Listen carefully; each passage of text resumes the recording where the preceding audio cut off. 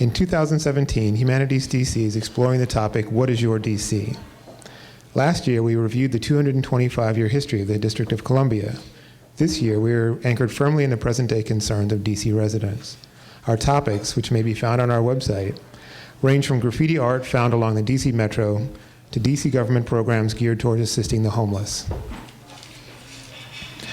Our hope is to help the people of DC to determine how their surroundings shape their concept of a shared municipal culture and to recognize how their own individual daily decisions reshape that context in new and unique ways. Today's topic is the creative economy and the DC Cultural Plan. Here today to discuss this topic is a panel of experts in the field. Starting on the far side, we have Pamela Perkins, founder and CEO of HCI LLC and an adjunct professor at UDC Community College. Pamela Perkins. I'd also like to recognize some of her students, if you all could stand. No? Okay. They have to do enough of that in the classroom. Next to Pamela, we have Uwe Brandes, who is from Georgetown University. We have Sakina Khan from the DC Office of Planning. We have Ron Dixon, who's the director or in charge of the Arts Action DC. And George Cook from the Center for a Creative Economy. Before we start, I just have two quick announcements to make. So Louis, if you could come up just for a quick second and tell people about the grants program, and then Agatha will have something to tell us as well.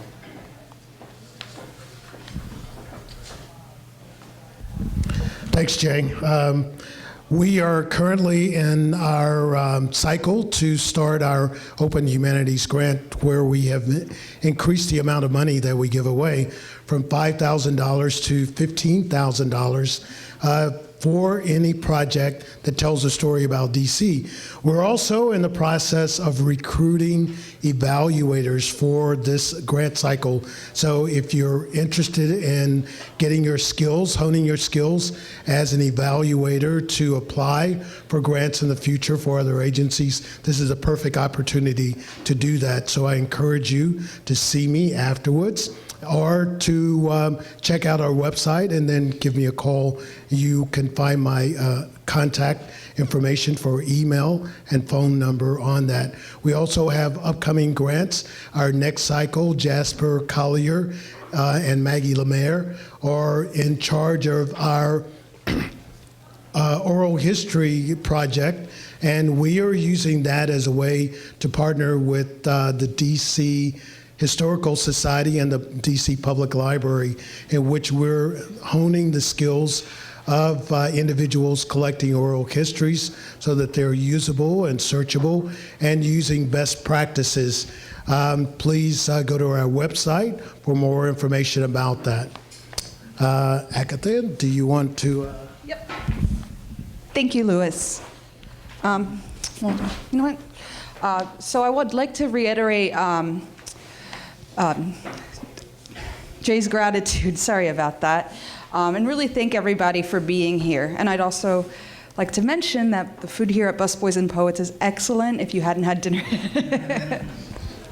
So programs like these wouldn't be possible without funding from several great organizations, including agencies, including the National Endowment for the Humanities. We've all probably seen the news, the DC Commission for the Arts and Humanities, and I'd like to recognize Mr. Michael Bigley, who just entered. On the 22nd of this month, we're participating in something called Arts Action Day, where we're going to be at the Wilson Building advocating for more funding to support the arts and humanities in DC. And if you're interested in being a part of that, please talk to Mr. Ron Dixon or go to Arts Action DC on Facebook or Twitter. And please get involved. I'd also like to recognize the Office of Planning, who's leading the initiative on the cultural economy, because we all know that the arts and humanities produce a great return on investment, but a lot of people don't realize that, and that could really be harmful for organizations like ours. So finally, my final call to action is we'll be passing out surveys at the end of the panel, and I hope that you'll fill them out, because that's how we prove we're having a real impact on the city's economy. So thank you.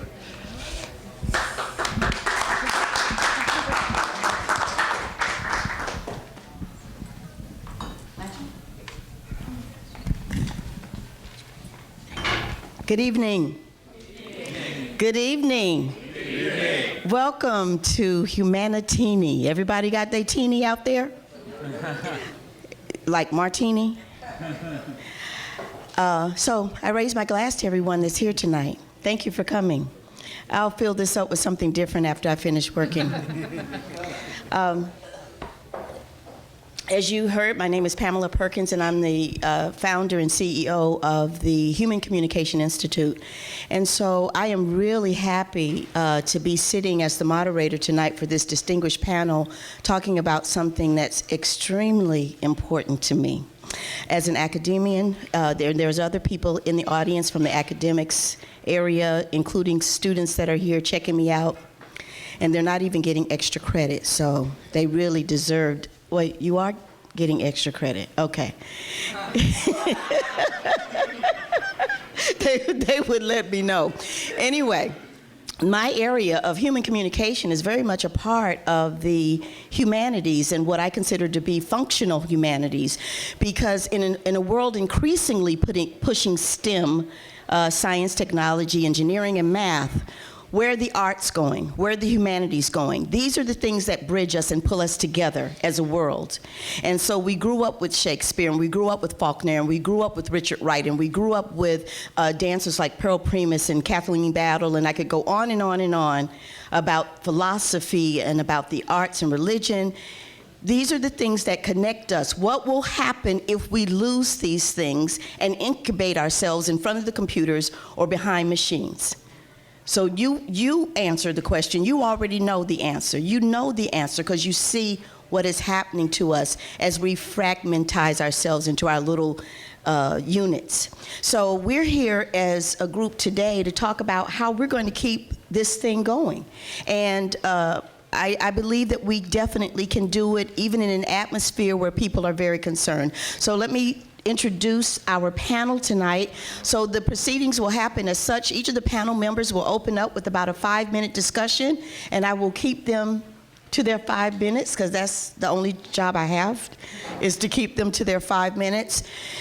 They may or may not have time for closing statements, but once they are finished with their opening statements, we will move into the audience for a forum or a Q&A, and it's your turn. And this is why we're here, because this is about you and what you want to hear from these distinguished panel members and what they can take with them to help improve this situation of us making sure that we keep the arts and the humanities alive.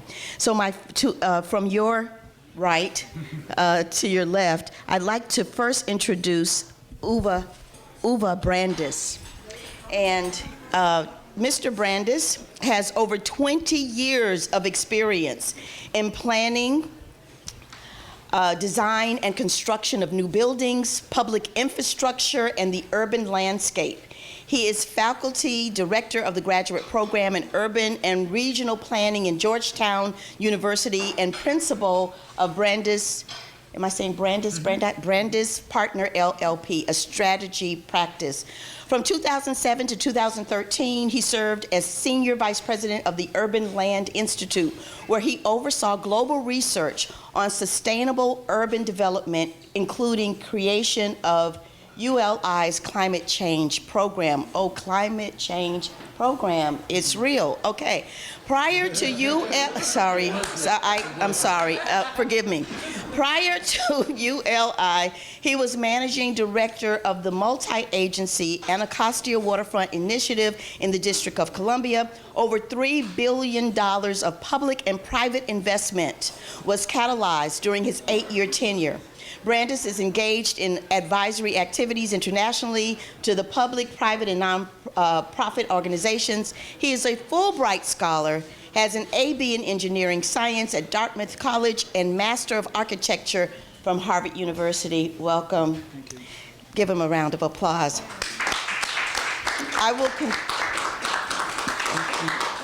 I I will continue with Ms. Sakina Khan, is the Deputy Director for Citywide Strategy and Analysis at the DC Office of Planning.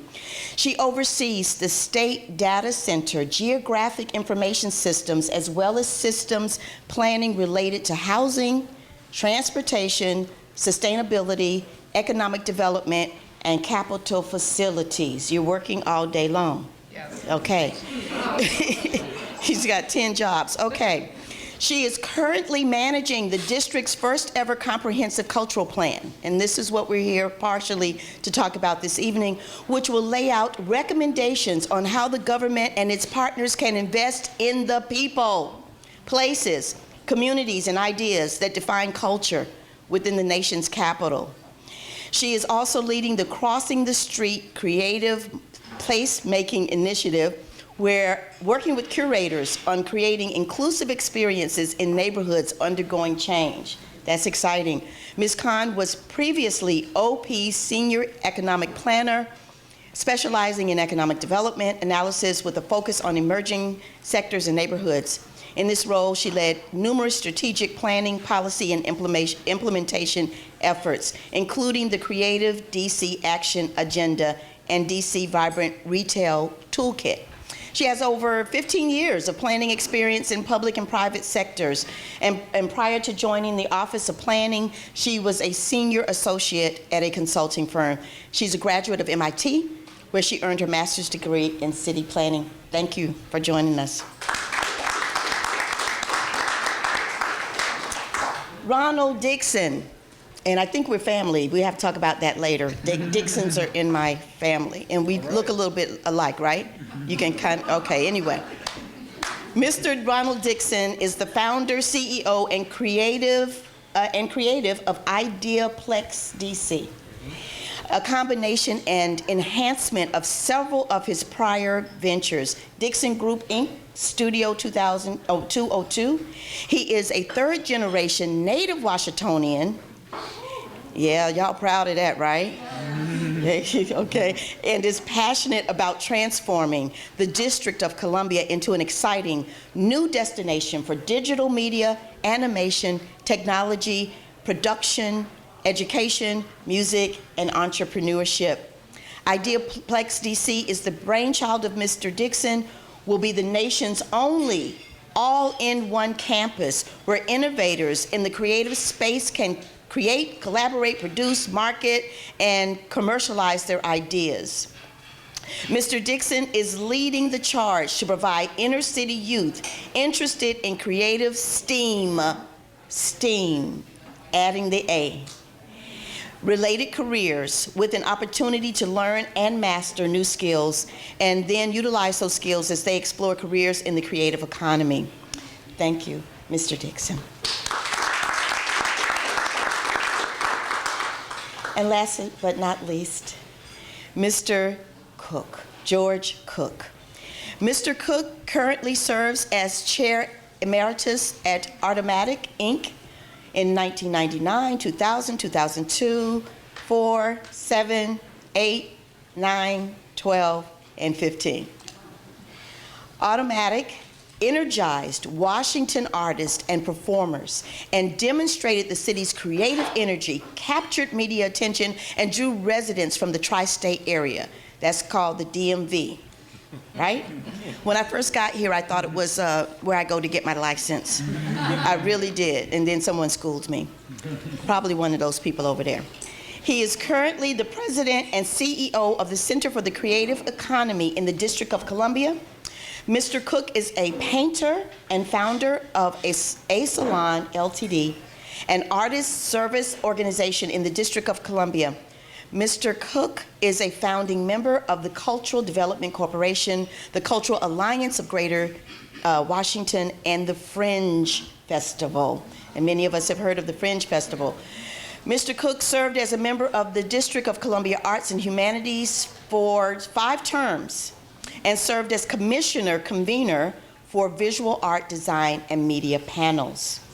He was the convener for the annual Mayor's Arts Awards panel for 4 years. And he is also, he Mr. Cook chaired the Arts Committee of the Metropolitan Washington Council, AFL-CIO, for 10 years.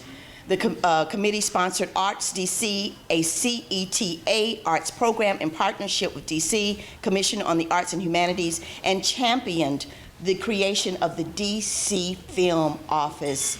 Welcome, Mr. Cook. Thank you. So I had to give all of those kudos. These people have worked very hard for us to make sure that the arts remain a very enlivened part of our lives. And everybody want to be in DC right now. Some people want to move to my neighborhood. They didn't want to move to my neighborhood when I first got here, in the waterfront. And now I'm an illustrious member of that community. So let's start with Uwe, and he will give his opening statements, and we'll move right through, and then we'll see how far we go. So let's get started. That's great. Thank you so much. It's a great pleasure to be here with you tonight, and I think we're going to have a really fantastic conversation. I hope we engage everyone in dialogue tonight. What I'm going to do is two things. One is I'm going to do a little bit of an additional introduction, talk a little bit about my work. And I'm also going to, by doing that, look back a little bit at where we were, because I think that'll help set the stage for where we are today and where we need to go. And so I just want to share with everyone, I come at this first and foremost from a bit of a technocratic perspective, having worked in government, having worked on projects which advance culture and cultural strategies. But I want to start off with some of the projects that I worked on many, many years ago, and I'm old enough now to look back and reflect, and I'm trying to learn from those reflections.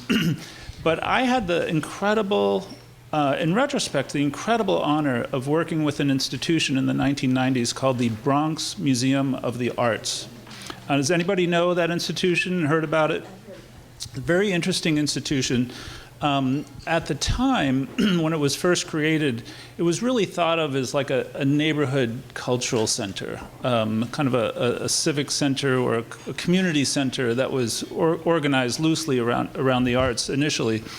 But what happened in the Bronx in the 1990s was very interesting because this institution became a gateway for members of the neighborhood doing what they were doing and doing what they thought was right to access a much broader world outside of that neighborhood. And it's most concrete in the transformation of how we think of graffiti as art. The Bronx Museum of the Art was absolutely instrumental in really recognizing graffiti as high art. And also the development of hip hop, which was really incubated in many, many, unadvertised sessions that no one ever knew about. But this institution really was that incubator, and it became an elevator. It became a way for members of that community to gain access to an incredible global art scene that happens in New York City. It just didn't happen in that neighborhood at that time. So I look back and I think of that experience of working with that institution, working on a master plan for that institution, and the significance that had.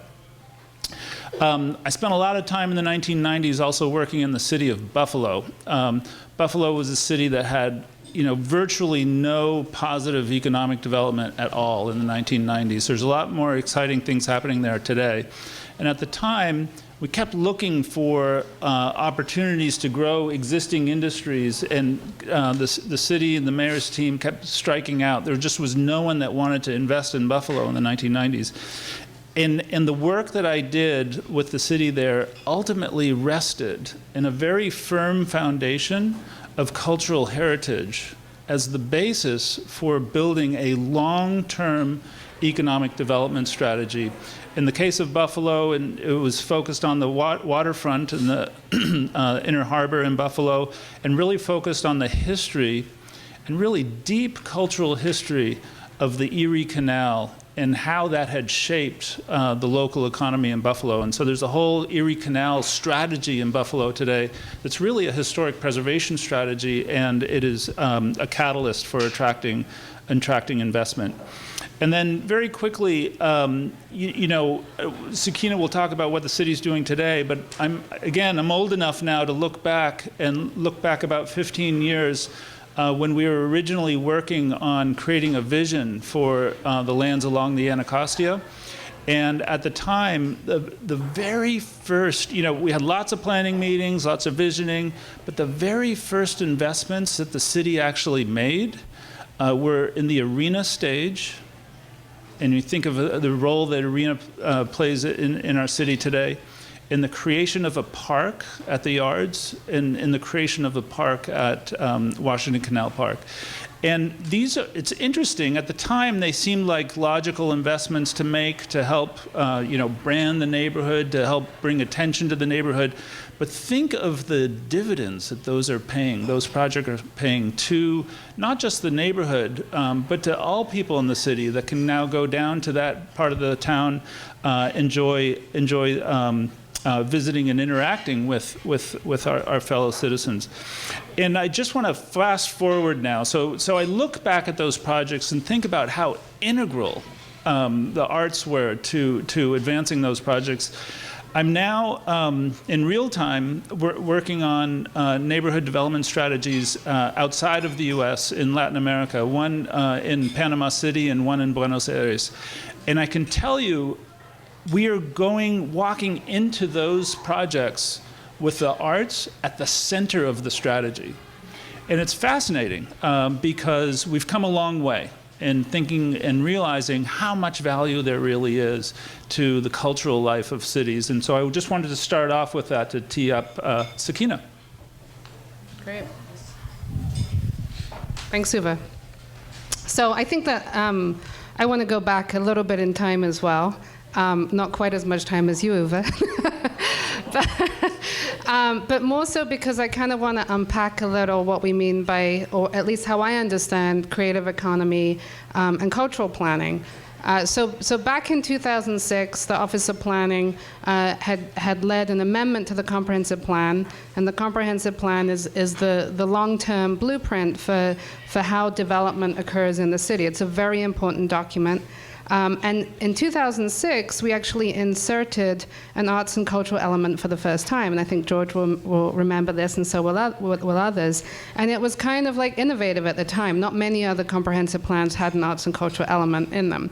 And because we were writing that chapter, we also wrote in the fact that we wanted to do a follow-up study on the creative economy. And this was also around the time that Richard Florida was becoming well-known and his thinking on creative economy. But actually, for many of us in planning, we thought it was interesting what Florida was writing, but at the same time, we didn't completely agree with it. Because it seemed as if the emphasis was on bringing new artists and new creatives into a city rather than growing and nurturing and sustaining the artists that you already have in a city. So we took a slightly different angle when we did the Creative DC Action Agenda. And a big focus of the action agenda ended up being on the economic significance of the district's creative economy. And we came out with some really compelling numbers that had never really been tallied or publicized before. And so I think, a lot of folks took notice of that and followed up with that in terms of, nonprofit arts organizations were able to take the findings from the action agenda and go write more compelling grant applications and things like that. And there was also a revitalization aspect to focusing on the arts, kind of like what you were saying, Uwe, in terms of the intersection between arts and economic development. But the focus of that plan really was, or at least kind of what a lot of people took away from it, was the economic significance. And it was more on the production side. And so when we fast forward to today, and we've been leading this cultural plan, initially I was like, well, how is this different from when we did the Creative DC Action Agenda, Ron? Ron being one of the advocates for the cultural plan, I'm putting him on the spot. And as we started to kind of unpack what we thought needed to be in the cultural plan, we realized that From our perspective, the cultural plan needed to be a lot more holistic. It needed to be more comprehensive. It wasn't just about the production of art and culture, but it was also about the expression of it, and very importantly, the consumption of it, and how the consumption of art, wherever you live in the city, can be a transformative thing. And then it becomes an equity thing as well, in the sense that we really want to use the plan as a way to ensure that neighborhoods and residents across the city have access to the arts. Because at the heart of it, there's this recognition of the transformative power of arts and culture. And so that's kind of how we've been proceeding. We've been working hard. We've had a lot of really great conversations with stakeholders on the plan, and we've got more coming up, which I can talk about maybe a little later. But it's been a learning experience for us, and hopefully it will be a really positive experience for the city as a whole. Because at the end of the day, what we will be releasing after we get public comment on a draft plan is a policy and an investment roadmap for how we support culture in the district going forward. And that includes, like I said, not just arts, but also the humanities, preservation, and heritage components of culture, which was also something that we hadn't really looked at previously. So for us, there are some important differences in terms of how we're approaching this work, and we're really excited to be working on it. I do want to recognize a couple folks in the room. From OP, we have Ryan Hand, who's actually helping manage the cultural plan at this point, and Joetta Delaney, who's part of our cultural plan team. And then we have two key agency partners on the cultural plan, one being the DC Commission on Arts and Humanities, and I think Michael was in the back. It's really bright, so I can't really see you, but I think you're there. And then the other main agency partner being the Office of Cable Television, Film, Music, and Entertainment. So again, my name is Ron Dixon, and I am chair of Arts Action DC. And Arts Action DC is basically a collective of various organizations representing arts, humanities, and the creative economy. And so we were sort of encouraged to get started by Councilmember Grasso. And we've sort of been meeting as a collective for the past 3 years. And as we started to talk about how we could best organize, the idea of a cultural plan kept coming up over and over again. And so we started to look at what other cities were doing and how it sort of shifted and moved the arts, humanities, and creative community forward. And out of those discussions, we started to petition council members for funding to support the notion of developing a culture plan. And so that's sort of where we are. It's a very exciting time to sort of see us progress from just an idea and really looking at this as a way to sort of have a very strategic long-term strategy for how we grow and develop the sector. Oftentimes, because data doesn't always flow across the different sectors in the same manner, the true impact of the economics around these sectors can sort of get lost. And so we were really hoping to sort of use the plan as an opportunity to sort of tell our story, tell how, arts, humanities, and creative, when they're organized and funded properly, how it really grows and develops not just neighborhoods, but cities. And so that's sort of where we are. I'm very excited to get to the next level when we can see what the plan looks like, put it back out in the community and get feedback and input.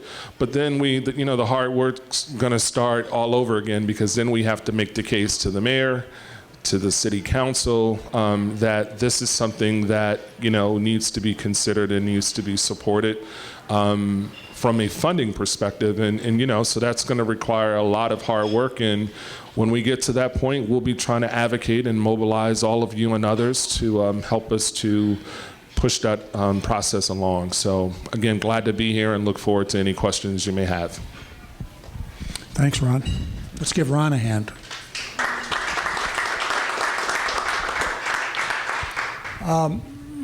Like Ubi, I'm going to go back a little bit. In 1970, I came here in '65 after Peace Corps, and in 1970, My degree was in ceramics and design, and I was looking for studio space, and I wanted 500 square feet. And when I went to talk to people that had space, they laughed at me. And part of it was that nobody wants to talk to someone in DC that wanted 500 square feet. But if the whole floor in that building was 5,000 square feet, and I had 40 friends, and I could take the whole floor, they would talk to me. And that led me to realize that the only way I was going to get my 500 square feet is that if I had 40 friends.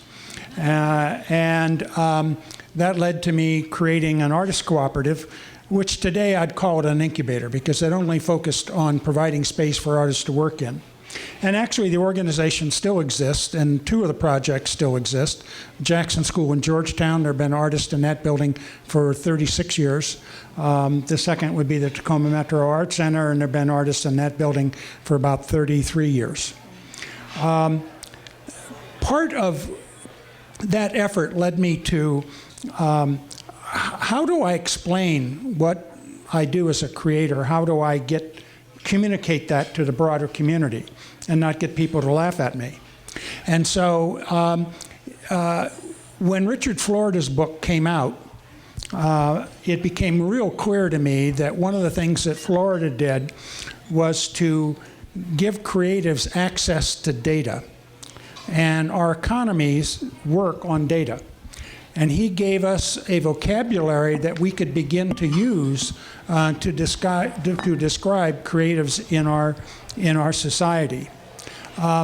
That led me to, and I won't go into, I mean, everybody wants to take pot shots at Florida and that whole area, but he started something when he started that whole process. And keep in mind, he was an economist.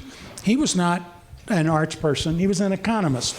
He began to look at it from that point of view.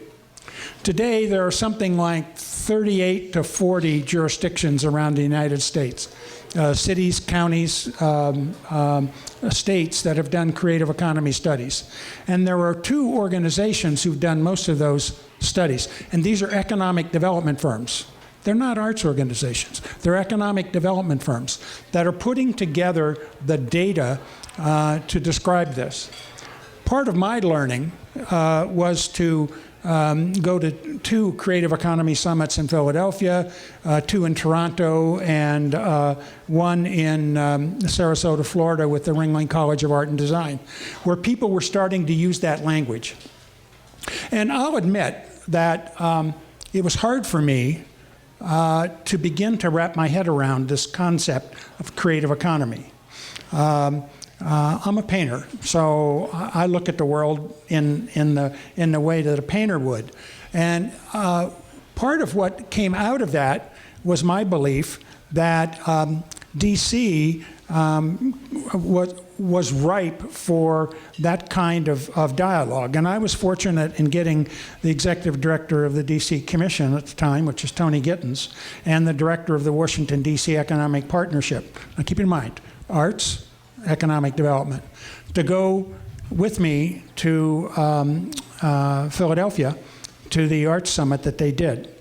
They drank the Kool-Aid. They came back and worked with Harriet's boss to do the first study in 2010. And that study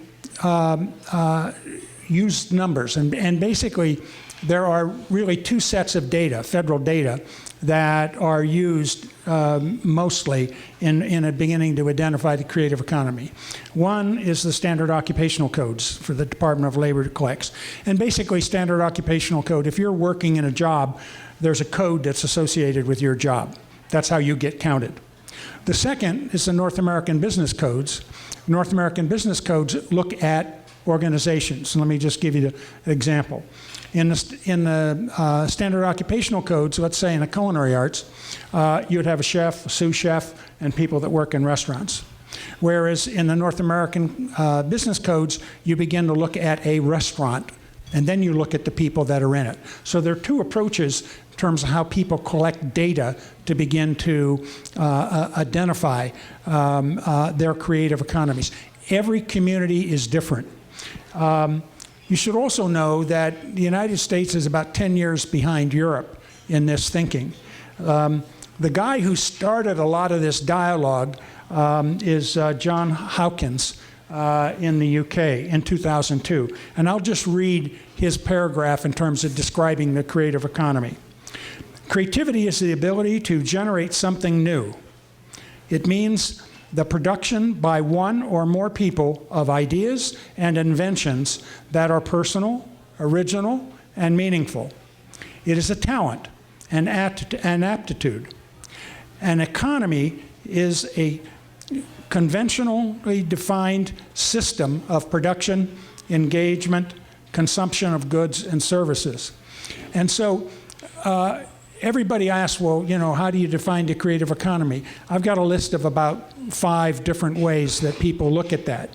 But every community is going to be a little bit different, okay, in terms of the kinds of people that are in that community. But the idea is that what you want to do is to raise and support those communities and help them grow and begin to pay attention to it. One example would be, you know, DC created Digital DC. It's running on 7th Street and Georgia Avenue. I know I'm a little bit over Georgia, and what they did was to provide all kinds of benefits, tax benefits, abatements, other kinds of things that would help grow that digital economy. On the same hand, DC's noted, and probably every politician has used it, that DC has more theater seats than any other city in the United States other than New York. And that's mostly small theaters. And so my question then becomes, well, what's the city doing for our theater industry? What's our city doing for the theater industry? Not a lot. There are grants from the Arts Commission, but that's not the same kind of economic benefit that's being done with Digital DC. And I think part of it is that those of us that are in the arts need to be able to express these concepts to our city leaders, that these are important aspects. People come to DC for a whole variety of reasons, and the creative economy is one of those reasons. Thank you. Thank you. Give them a round of applause, please, for their introduction. Now, thank you, and thank you. It was very informative. Now, we want to get down to the nuts and bolts of why many of you are here, questions that you may have. They gave us kind of an overview, and we do have a minute because we're running. Actually, they gave you some of their time, so that's why I didn't drop the hammer. But I had to laugh at something you said a minute ago, drinking the Kool-Aid, and my class broke up over there because I accuse them all the time of drinking the Kool-Aid, and they know what we mean by that. I wanted to ask you to start to think and formulate what kind of questions, because you have a wide array from artists to entrepreneurial artists to people that are actually laying foundations to people that are looking at this from a global perspective. So I kind of want to just throw this in here. Where do you belong? How are we going to make sure that room is made for you? Not just arena stage, not just Shakespeare, and I want to say this very quickly, and then I'm giving you a minute to think of a closing statement you might want to say, something that you might want to make sure that you leave in people's heads about why you're here tonight. I worked my involvement with DC. I came from California not too long ago, and I kind of ran smack dab into HumanitiesDC. And the reason I did that was because I was looking for a place, a group of people, an organization that would help me to come into the community. And I joined the District Heritage Network, Living Network, about a year ago under the auspices of Lewis Hicks and Jerome Page, who is an economist, and he brilliantly, Jerome Page particularly, mentored me in understanding this creative economy issue. Jerome, could you raise your hand and give him a round of applause? I mean, working tirelessly through HumanitiesDC, to make sure that we were all connected. So I started meeting some of everybody, and we were exchanging cards, and we created the sidewalk, the social media sidewalk, and just put together something, and Jerome has kind of passed it on and said, don't forget these people. And that's basically the job of HumanitiesDC. Don't forget the people. So the people are sitting here, and that's you. And if you don't speak up and if you don't ask the questions, because some things have come up in terms of when is this starting? You mentioned that we are going to have to kind of seek funding. I was under the impression that maybe some of this was at least partially funded, that we're going to be moving forward. So there's some questions that we really hope that you will answer. Do you have, any of you have a closing remark in terms of what you want to leave tonight, just in case it doesn't come up out here? Anybody on the panel? Well, go ahead. Go. We're being taped. I'd like to echo what you said about Jerome Page. Many people don't know, but Jerome was an important architect in beginning to structure what the cultural plan might look like using his experience. I would also say, and this is a shout out to Sakina and to her colleagues, is that the report in 2010, there are 6 clusters. 3 of those clusters are related to humanities. So they were included in the very first effort. So. And I'll just add to that, thank you, George.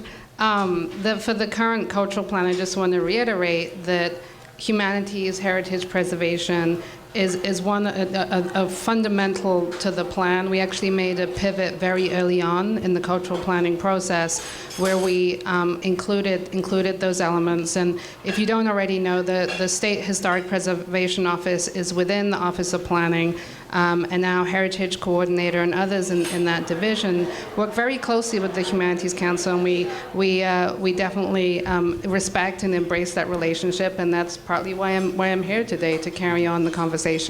And certainly we've Joy and Jerome have been kind of tireless advocates and also sharing their ideas and their thoughts with us along the way. We definitely are appreciative of that, and it will be reflected in the plan. That's good to hear.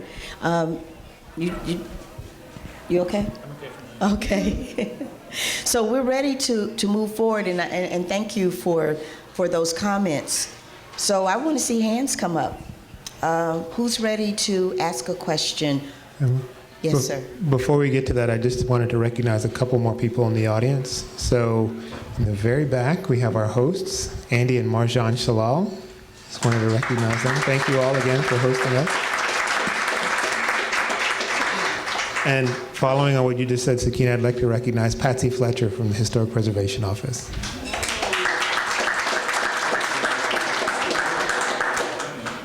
She's hiding back there. Thank you. Okay, so we're ready for, I saw one hand, I saw another hand. Let's start with Mr. Delante. I just happen to know your name. But you will have to stand when the mic comes to you.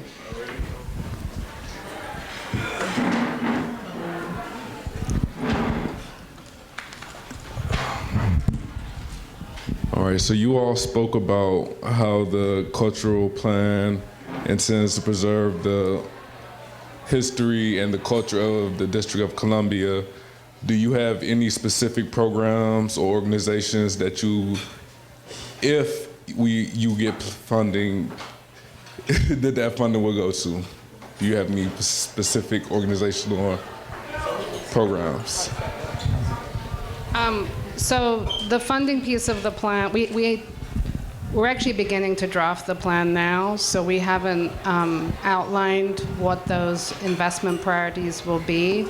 But like I was mentioning earlier, the plan is inclusive of arts, humanities, heritage, and preservation. Once hopefully funding does become available, we'll have to see how that goes. But our State Historic Preservation Office, and Patsy's in the back, and she can probably speak to this, but we do already have a number of programs that promote heritage in communities across the city. And, you know, we'd love to strengthen those approaches, but it's, for the cultural plan, it's a little too early in the process for me to be able to say specifically, you know, what that would look like. But hopefully we'll get to that point soon. Could also, I'm sorry to piggyback, can you name some of those programs that you already have for cultural? So actually, I will defer to Patsy on this. Patsy, if you want to get up. Patsy's been writing heritage awards, so that's something that's been really a really important focus. But I'll let Patsy speak to other programs. The primary program that we have now is the DC Community Heritage Project that actually is run out of the Humanities Council office. I think the Arts and Humanities Commission does some arts and heritage projects together also. And the DC Preservation League has a program for preservation-related history projects.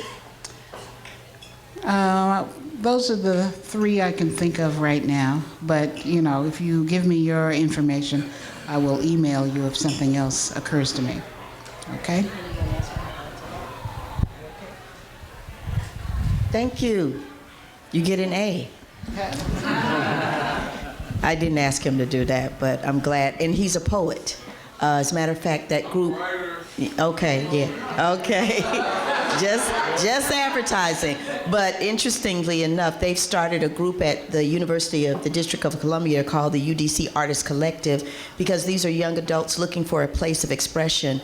And they have blown me away with their poetry, and we had opera and dance, and they're just like, oh my goodness, I can actually find a safe space that I can be in. So they are brilliant. Thank you. I also want to say, and remember, Lewis Hicks was up here talking about the $5,000 to $15,000 grants that are out here, and HumanitiesDC, I feel, has done a very good job of grassroots rooting that. You know, so people have been showing up that have some level of track record, but what I find is that if you connect yourself with other people that's already doing what it is that you want to do, and they're looking for young talent like you have, and which is why we created the collective, you know, it's out there. I think I saw, yes. Yeah, thank you so much. Oops, sorry. I know that all the panels are speaking about the importance of the arts, and particularly as it relates to the city and bringing people together, as well as economic development perspective of the arts. We spend an abysmally small amount of money on the arts here in the city, about $20 million or so, somewhere around. Am I right? Is that the right number? 22 million, not to speak for Michael, but I think, is that the commission's current budget, 22-ish? 22 million, which really amounts to about maybe $31 per person or something like that for the city. How do we compare, first of all, to other cities? And why do we always have to be convincing politicians that the arts are good for us? And we keep repeating this over and over again, as if we're trying to convince somebody who is not even a human being. You know what I mean? Like, people understand arts are important. Why do we have to continue to convince those in power that the arts are significant? So I'll say a few words, and Uva's going to add on. Michael from the commission might even want to add to this as well. But I mean, the last time we looked at the funding on a per capita basis, we actually didn't do that badly compared to other cities. The other piece of it is that recently, we kind of did an informal tally of cultural investments. So not just the spending that the Arts Commission is doing in terms of grants and other initiatives, but the funding that is going into things like libraries. So some of the capital investment funding, funding that's going into, school performance spaces and things like that. I can't say what that number is yet because we have to verify it, but it is pretty significant. And part of the reason why we wanted to do this was that, we were actually trying to define what we mean by culture. And it's actually pretty difficult to define because culture means so many things to so many different people. But if we focus on some of the things that we hear commonly, such as humanities, literacy, traditional arts, performance arts, and things like that, we use that as the basis, and it was a significant amount, and we hope to be able to put that into the cultural plan. But like I said, we have to do some more kind of verifying around that. So a couple of thoughts in reaction to your question. One is, if we think about it in terms of traditional public sector investments in the arts, I think most people in the room know this already, but we don't compare favorably, especially to our friends in Europe, right? I mean, if you look at some of the European cities and the way in which they've been able to position the arts as a public sector, funding activity, we just don't compare very favorably to that. So that's kind of point number one. Point number two is, I think if you broaden the definition of how arts get funded, and add in this conversation that George started off with this plethora of new data and then add in what Sakina just said, which is, well, gee, what are the arts anyhow? And how do we define these things? I think that's where we're at right now. We don't have a good understanding for where different cities are, how we compare internationally, and I think that it's a real conundrum on the research side of things because how do you frame a research project like that when you get into so many definitions and definitional challenges that often are actually defined locally? So what we may consider arts here may not be considered arts somewhere else. And so I think it's a real conundrum that we're in right now. On the one hand, it's really exciting because we have so much access to data and there's so many stories of best practices in global cities that we have access to. On the other hand, this is not something that you just look up in a table and benchmark, in a kind of in an objective universalist way. The third point I'd just make is just back to this definition issue and the need for us, and this is revealing my bias here, the need for us as a community to define what we think needs to be funded, what needs to be, and then back into the kind of a more academic research process, a more planning process that backs that up with data. So I think it's the exact right question to ask. Unfortunately, I think in this at the moment it's kind of impossible to answer. Yeah, and I think just to add one small piece to that is on the issue of framing what it is, it's really confusing, quite honestly, what the arts is, right? So if you say arts, then some council members, for example, assume that includes all of the creative economy, but it doesn't.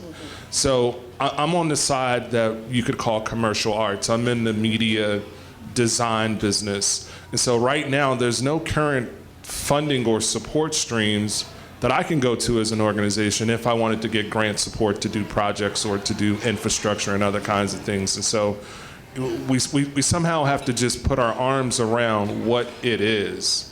And then there's some council members that, are really extremely supportive of the arts, and, others don't necessarily make the economic development kind of connection to it, and therefore think it's already well funded and they shouldn't support increased funding. So it gets real tricky, but it's a conversation that we need to have, and we need to be very open and honest and transparent about how we address that. Very quickly, I'm less interested in money that comes to the arts I'm more interested in the big pot of money, and that's in economic development. And those of us in the arts and the creative sector never go to the door of economic development, and that's where the money is. You know, they asked Willie Sutton, who was a bank robber in the 20s and 30s, why he robbed banks. And he said, that's where the money is. Okay? And I think we need to focus on where the money is, and the money is in economic development. Also, for those of you that are here tonight that would be interested, I'll give you my card at the end. I have a list of all 38 studies that have been done across the United States, and they're in my Google Drive, and I'll give you access to those if anybody's interested. Thank you. I just wanted to add one more point, obvious to everyone in the room, but it's just a special moment now that the district is actually doing this plan. Because when this flowing out of the Office of Planning, with the leadership and support that it has, I just think it's a very special moment to make sure that this document is completed in a way that serves the community looking forward. Thank you. We have several more questions. Let me recognize the young lady in the TAM. Thanks so much. Wanted to thank thank you all for the work, and the council as well, and a lot of good information. And I also want to thank Andy for raising that question, because it helped me contextualize something that I walked in the door with, and that I walk in the door with every single time I attend one of these meetings. And in 2007, in the District of Columbia, the budget for the Youth Development Office that was serving that year 750 kids. In 2007, that budget was 888, 8000, 000, decimal point 00. It was that much money. And for the arts in this city to talk about scrambling over $20 million when it's $888 million spent 1 year on 750 kids, talks about, it doesn't matter how we define culture. It doesn't matter how we define art. It really doesn't matter. We live in a context that says we would rather spend $888 million to lock kids up, and we spend $20 million on the capacity that was said here, and I quote, the arts have transformative power, and they are transformative, and that's for the entire city. So that's a statement you want to? Well, it's a statement, and also like to just, if anyone wants to bounce off it, that'd be great too. Thanks for getting my hand too. I appreciate that. Of course. We have several hands coming up, so we'll move forward, but hold that thought. Because she's making a very important point, especially as we start to move back towards what looks like privatization of the prison industry. So I will not be political tonight. We're going to move forward. Yes, ma'am. I'm a Ward 7 resident, and so I really want to talk about the issue of arts, the cultural plan, and equity. And what are the plans for Ward 7? I've been attending a number of meetings lately around abandoned schools, and the communities have been asking for some very innovative things to happen in those particular schools. And there hasn't been a lot of support for those visions. And I'm just wondering around the issues of equity in arts, because at least Ward 8 has the ARC, but Ward 7 has no cultural art center at all, and that is highly problematic. And so your question is? To those of you who are working on the cultural plan, have you thought about these ideals? What are you considering for east of the river, specifically Ward 7? Okay. Anyone want So I'll just start and just say that what we're hoping the plan will do is to address those gaps and those needs across the whole city, right? So, Office of Planning did outreach events, and we were in all 4 quadrants, and so part of this process is gonna look at what is currently there, what's needed moving forward. But I don't know that specific things have been identified in any particular location. We're very early in the process, quite honestly, from my perspective. I mean, a lot of work is going into compiling the report, but even when it's finalized, that's just the beginning. Then we have to figure out how we fund it, how we roll things out, and a bunch of other things. And just one other point that I want to make is on the 22nd of March, we have our Arts Advocacy Day, where we'll be down making our rounds to the council members. And it's really a good opportunity for a lot of the voices and a lot of the folks that are here to continue to educate and let them know how important this is to you. It's not enough for us to show up with just 30, 40, 50 people. There should be thousands of people inside of the Wilson Building making the point clear that arts is really important to a world-class city like DC. And we definitely want hundreds of people. I don't know if we could accommodate thousands at the event that we do when we have a draft plan out for public comment, and we would love everyone here to join us and give us feedback on that plan. Just to touch on both of those comments, Ron is right. I mean, the plan per the Budget Support Act is supposed to. We are looking at the underserved nature of certain neighborhoods when it comes to access to cultural programs, cultural facilities, and so there is an equity element built into the plan. It is a citywide plan, and we will be rolling out or laying out citywide policies, but we will be recognizing the needs of certain areas with respect to access.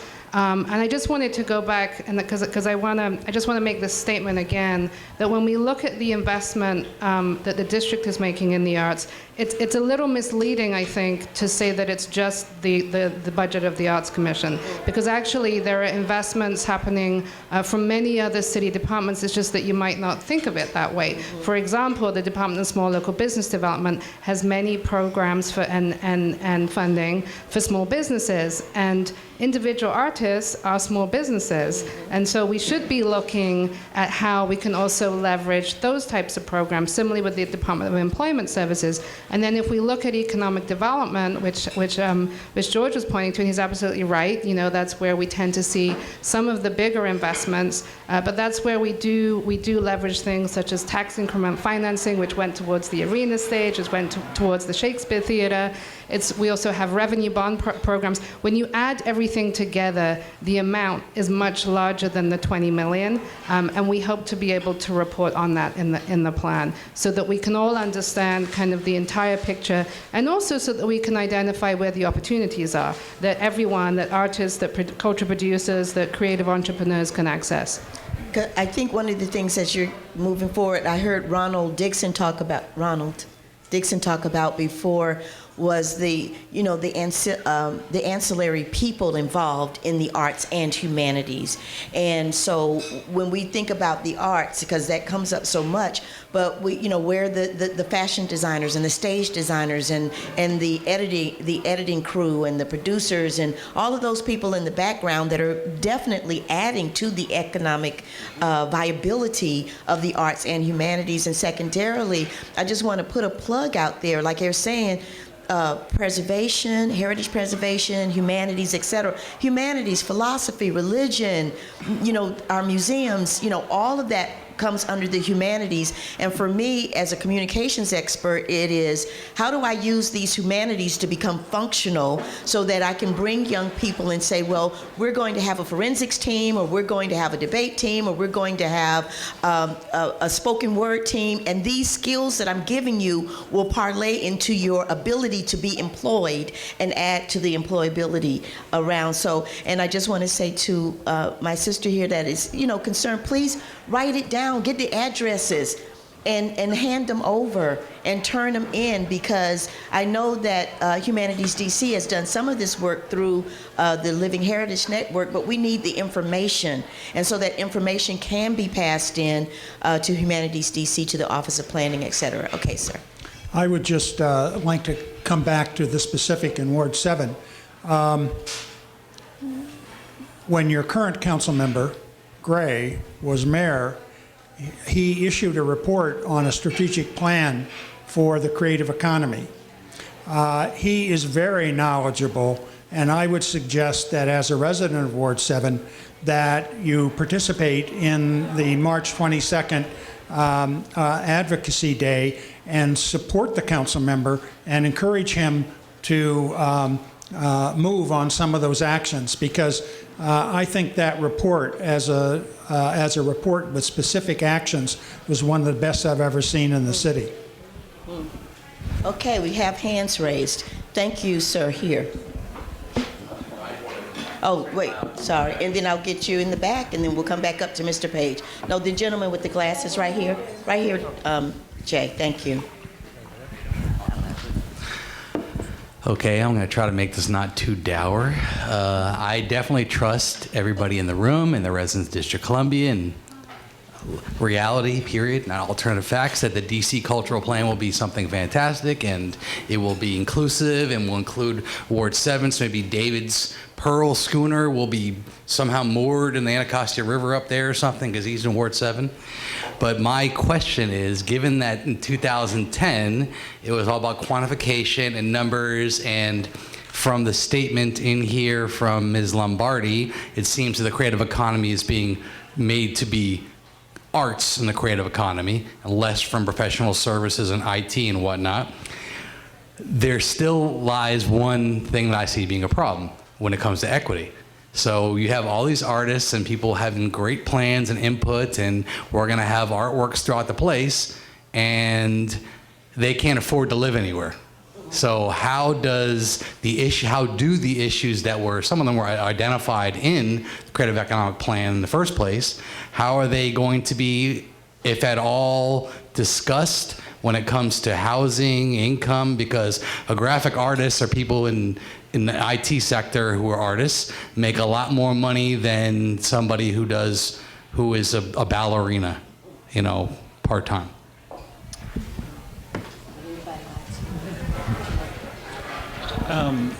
Well, let me just start out. So I'm going to look backwards again. So I lived in New York in the 1990s. So, people didn't really think of Brooklyn as being particularly strategic in the 1990s. But obviously the availability of housing stock has really been critically important to the economic development of the city. And of course, Philadelphia is the new Brooklyn, right? So, some of these things we really need to think pragmatically and regionally, and, the District of Columbia government is not going to solve all of these problems in one action. And the arts community and the creative community more broadly is, very clever. There are going to be all kinds of new strategies, and people are going to make choices. And so I just want to kind of maybe frame your question a little bit more broadly with respect to how the dynamics evolve to create a vibrant, outcome. And again, I just want to highlight again, we've kind of hit this point twice now in some of these conversations. We need to define what the goals are in the context of a planning exercise like this. And this dichotomy between the traditional arts community and this much broader, innovation dialogue around the production of intellectual capital. Those are two, different kinds of goals, and I hope that's articulated in the plan. Just to add to that, space has definitely been one of the #1 issues that we have heard in the many conversations that we have had during the cultural planning process. And it's not just about housing for artists and cultural producers and creative entrepreneurs, but it's also about production space. So it's definitely something that we're thinking about. And it's actually kind of complex, and it's one of the areas Ryan and I were talking just before. We are trying to look at innovative financing for cultural investments, and I was talking with Uwe about this as well. In other words, how do you layer financing in a way that you can actually fill the financing gap and make cultural projects, cultural development projects feasible. Because as Uwe was saying, it's not just about the government. It's not just about the government as a financing source, but how do you also leverage private sector financing, foundation financing? And the hard part is that creative and cultural projects are often difficult to finance because they don't throw off the traditional revenue streams that conventional real estate projects do. But it's something that we're looking at, and we hope to be able to offer up some interesting and some innovative paths forward in the cultural plan on this topic specifically.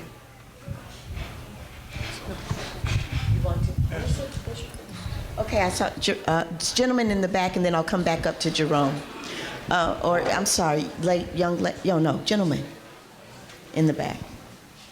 He's had his hand raised for a minute.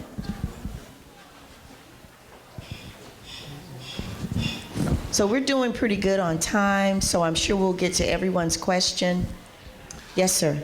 Yeah, my name is Fred Jackson. I'm a native Washingtonian. I live in Brookland. And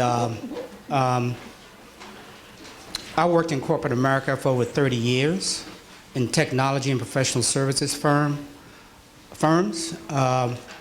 My grandmother was a piano teacher. She wrote operas. Her name was Isabel Robinson. My mother, Bernice Hammond, started a dance studio on U Street in 1939. So, and these were black people. And as you know, Washington, D.C. is different from New York. It's very unique. It has always had a lot of talented white people, black people, orange people, green people. So, and art comes from the person. It doesn't come from a building. And so when you start talking about a government and you start talking about numbers, to me, you know, people have a spirit. And out of that spirit comes some type of creativity. And to me, it's not complicated. Maybe it's because I grew up in an environment where my grandmother and my mother were magic. So when you grow up around artistic people, they think different, they do stuff different, and it's amazing. It was so amazing that I didn't want to go to school because my mother was so talented in so many different areas.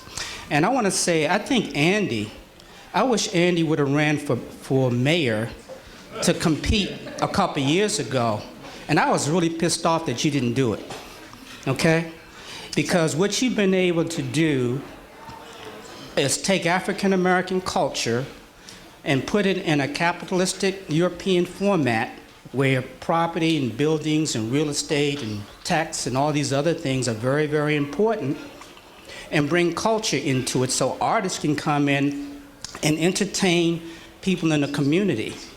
So I think he's got the model. Okay, is that where you're going with this? this? Yeah, he's got the model. Okay. Right, and so I think instead of trying to make it really difficult, it's real basic. If you have music teachers, piano teachers, and artists, and all these people in elementary school, middle school, they have skills, they teach children, and those children can go present their ideas. And we have all this new technology that makes it easy for an individual to be really creative. So we're going in the right path, and I give credit to the mayor. She went down to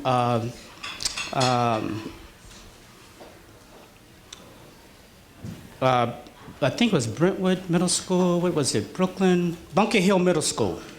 Bunker Hill Middle School, a couple of weeks ago. The DC Youth Orchestra was there. Some phenomenal world-class painter, violinist, orchestra people were there, and it was absolutely fantastic. So, Mr. Jackson, what you're saying is that the people are here, the people have been here, there are structures and facilities that are already available for money to be poured into.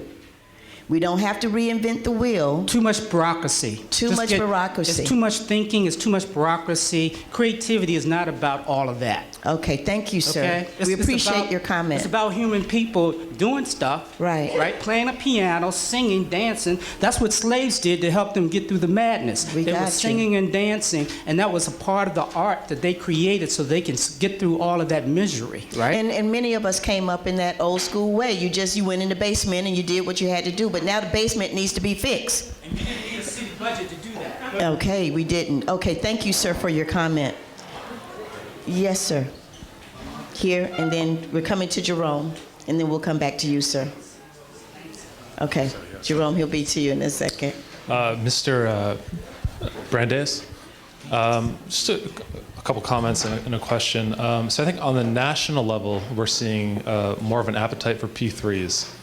And I'd be interested to hear your take on how that could be relevant in DC. And then also sort of the inherent sort of healthy tension between the midterm in terms of private capital looking for returns and the long-term view of preserving, as you coined it, the cultural heritage of the place. And so if you could just sort of talk on that a little bit, I'd be interested to hear your views on the future of DC, and then also how you were able to keep that component of the arts involved in the Panama City project that you worked on. Well, let me try to respond to you kind of in a high level first, and then maybe we can talk afterwards about details. But what I'd like to do is just combine your comment with the comment from the previous gentleman made, and that is there's a trap that we can fall into, and that trap is to think about this all just in terms of a real estate problem that needs to be solved. This is not just a real estate problem. This is not just about creating one more space. I think it's a much more complex problem that we're trying to solve here. And it has to do with people, and it has to do with the process of creativity in cities and how that is valued. It's not, I think everyone's here tonight because we all know it's not just a nice thing to have. It's how we define ourselves as a community, and it's how we as a community create value.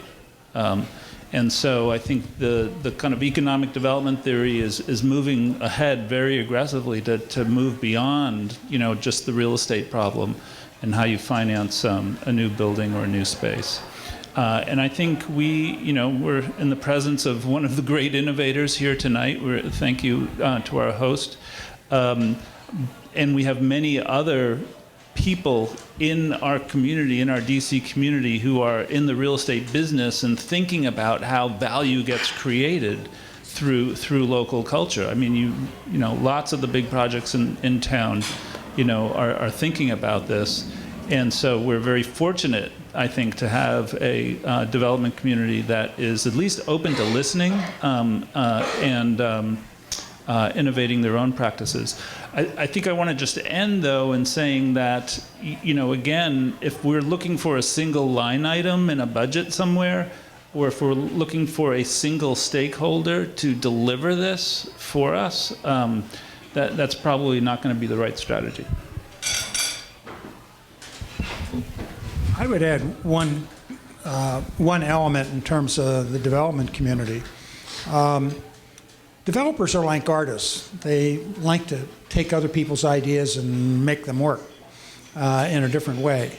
And if you look at what Jim Abdo and Bozzuto did in the Monroe Street Market, the two condominium or the two rental units that they have, the bottom floors are normally a Quiznos, a CVS, a 7-Eleven.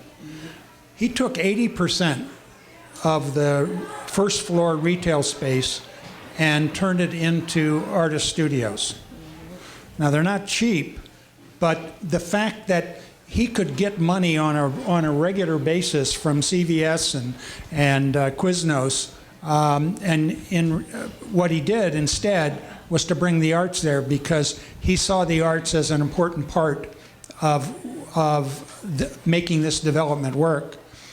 I think that that as other development begins to happen in the city, they will see that and they'll begin to copy those kinds of ideas. These are real opportunities, I think, that are useful to our community.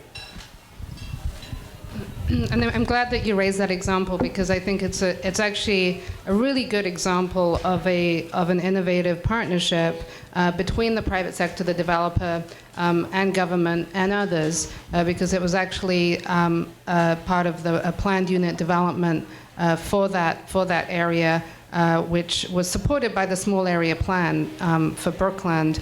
And we were also equally happy with what came out of that negotiation process with the developer, with the 27 affordable artist studios that line the Arts Walk. In addition, there's actually another project right by there, which is also a good example, which is the Art Space, the 39 live-work studios just like a block or so down from the Arts Walk, which DHCD, the Department of Housing and Community Development, invested pretty significantly in, but there was also foundation funding and other funding layered into it.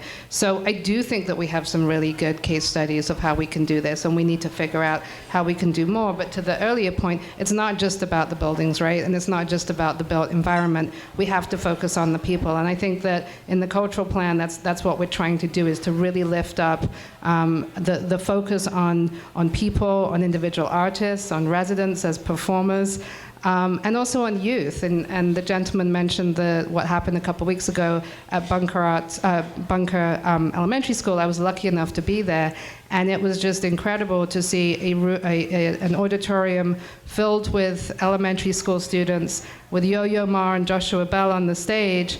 And when the students were asked who's an artist, all 300 of them raised their hands, and it was just an incredible thing to see. And we definitely want to see more of that. And we have a DCPS, a really good partner, and they're focusing on arts education at the same time. Okay, Mr. Page has a question. Not a question, a plug. Okay. A plug for the DC Living Heritage Network. You've heard that term. I've been a consultant to the HumanitiesDC since 2014, and one of my first tasks was to work with the HumanitiesDC and the State Preservation Office to pull together a group of people in the district who were interested in promoting humanities, heritage, and preservation.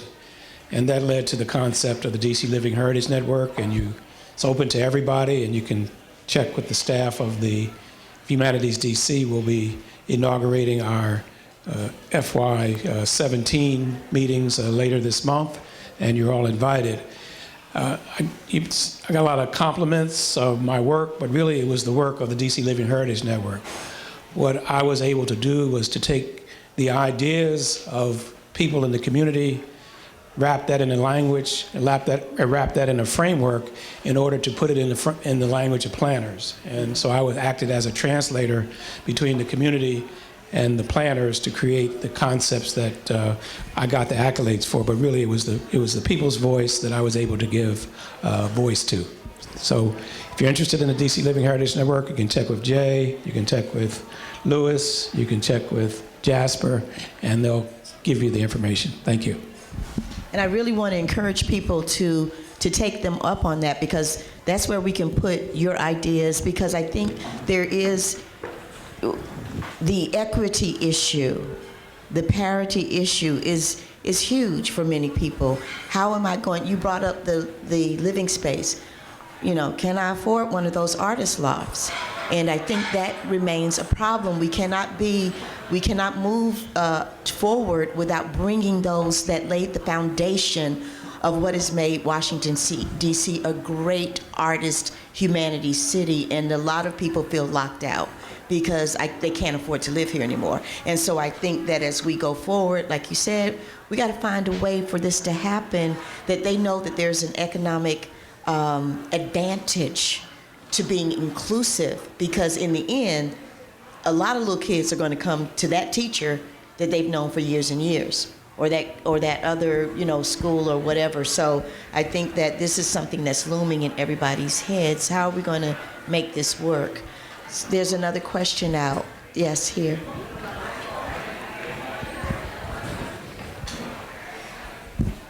Good evening. Thank you. My name is Cynthia Robbins, and I'm trying to get back into this conversation, having worked at the Meyer Foundation. I left at the end of the year 2000, and then seeded something called the DC Heritage Tourism Coalition. Does that still exist? The Cultural Development Corporation, and some other resources to really bring together the intersection of all these different economic forces. And so I really am excited to hear the conversation and where it's evolved. And I think the issue of equity and distribution across the community is very key. And I also think that one of the concerns is making sure the arts are not ancillary or fringe. They are absolutely central to our lives and the quality of them. And I'm very excited to hear that DCPS continues to be involved, and arts education is key. We've got to grow artists. We've got to cultivate artists. Mm-hmm. We've got to cultivate the creativity within all of us. And so, however we can get more people to follow the Pied Piper, count me in, but I think we should figure out how we make sure this conversation gets beyond this wonderful room. And this is a great setting to make us recognize that there is the intersection of culture and economy. Yes. And we sit before the lovely mural of Andy Shalal, and we see that, it works. It works. Yes. Thank you so much for that comment. We're nearing the end of our evening, and I see that many of you are still enlivened to be here, but we all need to go to bed at some point, right? So are there any other comments, or do we have anything from the panel? A few people have spoken more, but you need to, if you have anything else that you'd like to contribute, any other questions? We have a panel member that would like to conclude with something. Okay, we have another question out here. Yeah, one quick question. Why does Washington, D.C. not have a lot of public art? Why don't we have music on the streets? Why don't we have musicians out there? Because I always think of art as an interruption to a day.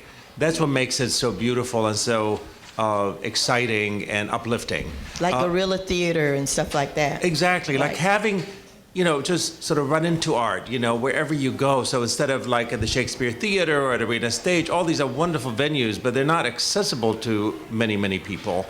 And just to run into art, are there laws that prevent us from having musicians on sidewalks? Well, Ron handed me the microphone. I'd like to punt to Michael at the commission, but I will say, and you may have heard this already, but one of our theses for the cultural plan is that we consider all infrastructure as stage and all residents as performers. And on the stage side, which is I think what you're referring to, that we really do look more closely at the canvases that we have throughout the city. It might be formal space, it might be informal space, it might be sidewalk space, it might be a park, and that we try and really infuse culture and arts throughout the city. So that's definitely along the lines of what we're thinking. I think that's great. I just wanted to jump in and tee up Ron, actually, and that is, I think related exactly to this question is also, I think this trap of thinking of equity just as a single investment, as opposed to thinking about equity in terms of a process, an enterprise. And Ron, I'm just so inspired by your work, because what we define as being creative may not necessarily fit the old definitions. You want to speak to that one? No? You want to say something? Okay, so I think we've somewhat come to the end of our discussion. I want to say on behalf of Humanities DC, Joy Ford and her staff, we thank you for coming. We thank you for being involved and caring enough to speak out, but now we got to show up, like on March the 22nd. That's right.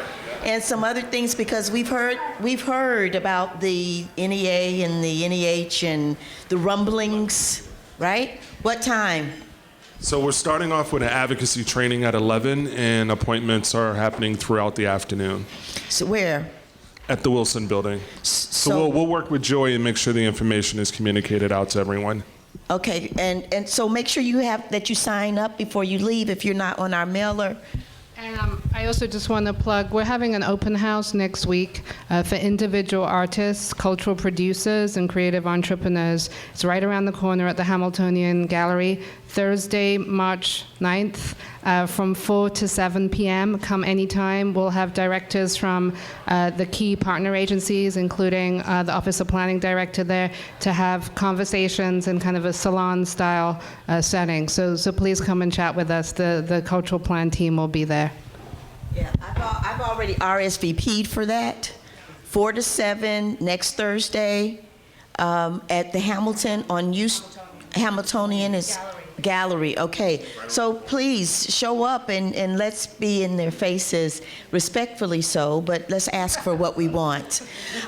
So with that, is there anything that we need to close with except for anybody ready for a drink?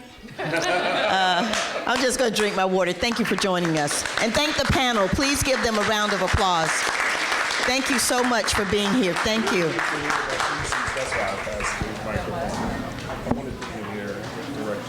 Thank you so much. What's the project? I say the best. Yeah. What's the project?